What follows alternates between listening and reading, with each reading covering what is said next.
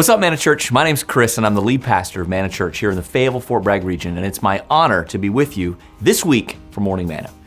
You know, when I survey the landscape of our nation in the 21st century, it's noisy. There's interruption-style marketing that's trying to grab my attention and get me to purchase product after product after product. There are competing viewpoints on the news, both written and talking head. There's more information than the smartest human brain can carry right in the palm of my hand. My phone can find more information in seconds than the smartest person alive. Is all that noise helpful? I wonder that, though. Well, connection with those you love is a plus. I remember when my wife and I were first married and I went on a trip to visit a ministry partner in Southern Asia, and connection was spotty. I had a satellite phone with a limited number of phone minutes, and I talked to her sporadically.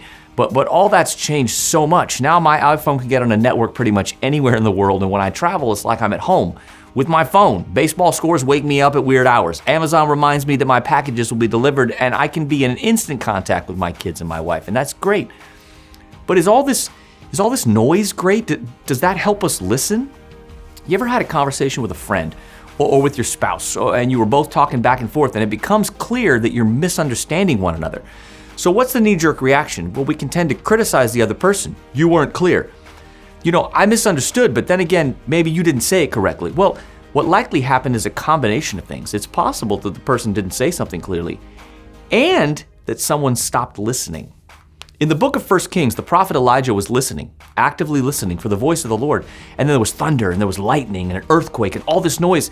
And then Elijah figures, wait a second, the Lord's voice is in these things, but at the end we find the still small voice of the Lord was constant, but Elijah missed it because he assumed that the loudest voice was the Lord's.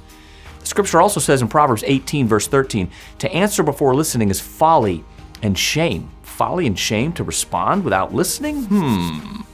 And Professor George Yancey of Baylor University writes, so many times we listen so as only to make a counter-argument.